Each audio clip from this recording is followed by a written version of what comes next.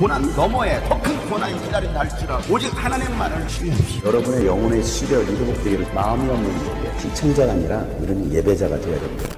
샬롬, 복된 화요일입니다. 오늘도 하나님께서 주시는 말씀을 붙들고 이 세상을 힘있고 또 즐겁게 살아갈 수 있길 바랍니다. 하나님께서 주시는 위로와 평강이 여러분의 삶에 있기를 간절히 소망하며 함께 나눌 말씀은 잠언 27장 14절부터입니다. 이른 아침에 큰 소리로 이웃에게 축복의 인사를 하면 그것을 오히려 저주로 여길 것이다. 다투기를 좋아하는 여자는 비 오는 날 지붕에서 끊임없이 비가 새는 것과 같다. 그런 여자를 다스리려는 것은 바람을 다스리는 것과 같고 손으로 기름을 가득 움켜 잡으려는 것과 같다. 쇠붙이는 쇠붙이로 쳐야 날이 날카롭게 서듯이 사람도 친구와 부대껴야 지혜가 예리해진다. 무화과 나무를 가꾸는 사람이 그 열매를 먹듯이 윗사람의 시중을 드는 사람이 그 영화를 얻는다. 사람의 얼굴이 물에 비치듯이 사람의 마음도 사람을 드러내 보인다.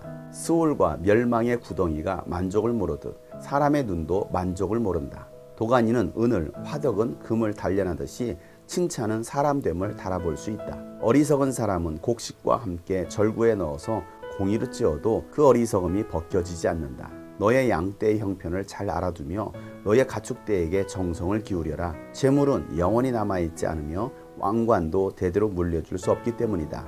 그러나 풀을 벤 뒤에도 새 풀이 돋아나니 산에서 꼴을 거둘 수 있다. 어린 양의 털로는 너의 옷을 지어 입을 수 있고 순양으로는 밭을 사들일 수 있으며 염소의 젖은 넉넉하여 너와 너의 집 식구에 먹을 것뿐만 아니라 너의 여종에 먹을 것까지 있을 것이다. 아멘. 우리가 세상을 살면서 제일 힘든 것 중에 하나가 바로 사람과의 관계입니다. 살아온 환경이 다르고 또 성향이 다르기 때문에 그런 사람과 함께 살아가는 것이 쉽지는 않습니다. 교회 공동체도 마찬가지입니다. 서로 각자 다른 사람들이 모여서 예수님을 주로 고백하며 하나님 나라를 소망하며 살아가고 있습니다. 그럼에도 성향이 다르기 때문에 부딪힐 수도 있습니다. 그럴 때 우리는 어떻게 해결해야 합니까? 사람과의 관계는 배려에서부터 시작됩니다. 나보다 남을 더 낫게 여기고 이해하고 양보하면서 섬길 수 있는 그 배려심이 있을 때에 관계가 유지될 수 있는 것입니다.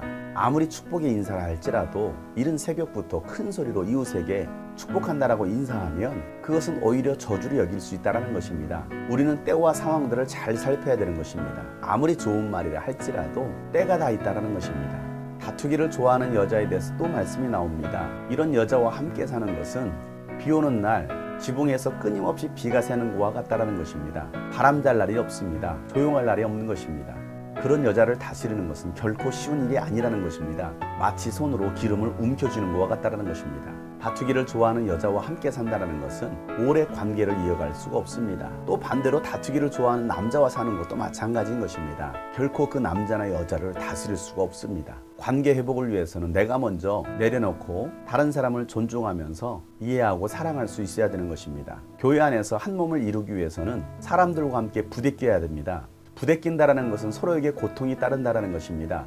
바닷가나 계곡에 가보면 조약돌들이 있습니다. 맨들맨들한 조약돌은 처음부터 그렇게 된 것이 아닙니다. 위에 산에서부터 그 계곡을 타고 굴러내려온 것입니다. 그러면서 부딪히고 깨지고 다듬어져서 부드러운 조약들이 되는 것처럼 사람과의 관계 유지도 마찬가지입니다. 나와 전혀 다른 사람과의 이 관계 유지를 위해서는 부대껴야 되는 것입니다. 그 관계성 안으로 들어가지 않는다면 그냥 너와 나 남남이 되는 것입니다. 쇠붙이는 쇠붙이로 나를 쳐야 날이 날카롭게 서듯이 사람도 친구와 부대껴야 지혜를 얻습니다. 무화과 나무를 가꾸는 사람이 그 무화과의 열매를 먹듯이 윗사람의 시중을 드는 사람도 그 영화를 얻을 수가 있는 것입니다. 윗사람임에도 불구하고 순종하지 않고 그 윗사람의 마음에 들게 하지 않는다면 그는 어떤 영화도 얻을 수가 없습니다. 상전과의 관계, 또 아랫사람과의 관계, 좋은 관계를 유지할 때에 우리는 그 관계 속에서 좋은 열매를 얻을 수가 있는 것입니다. 그리고 내 마음의 상태에 따라서 그 사람은 드러나게 되는 것입니다. 내 마음이 불편하고 내 마음이 평안하지 않으면 겉으로 다 드러나게 되어 있는 것입니다. 그 사람의 사람됨에 따라서 사회에서 인정받을 수도 있고 또한 그 사람의 사람됨에 따라서 많은 사람들과도 좋은 관계를 가질 수가 있습니다.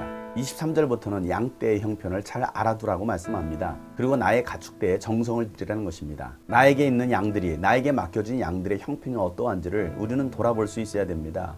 이 양이 병이 들어있는지 굶주려 있는지 무엇을 필요로 하는지 그 형편을 잘 보고서 정성껏 살피면서 양을 쳐야 합니다.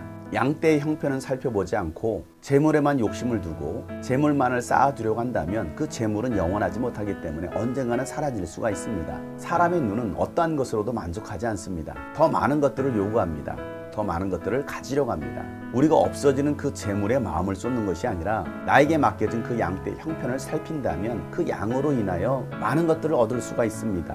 양털로 옷을 만들 수도 있고 젖을 짜서 우유를 얻을 수도 있고 밭을 사들일 수도 있습니다. 그것으로 우리 집 식구들의 먹을 것뿐만 아니라 종들에게까지도 먹을 것을 줄 수 있다는 것입니다. 그런데 정작 내가 정성을 기울이고 관심을 가져야 되는 양떼에는 소홀하고 재물만 쫓는다면 양떼들이 병들어 죽거나 들짐승에 잡혀 먹히고 그로 인해서 결국은 나는 모든 것을 잃어버릴 수도 있다는 사실입니다.